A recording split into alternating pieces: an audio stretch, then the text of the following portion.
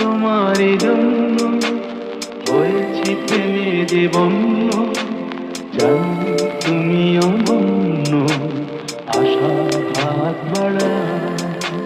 যদি কখনো এগোতে চেয়েছি তোমায় জানতে, শুরু থেকে শেষ প্রান্তে ছুটে ছুটে গেছি তাই।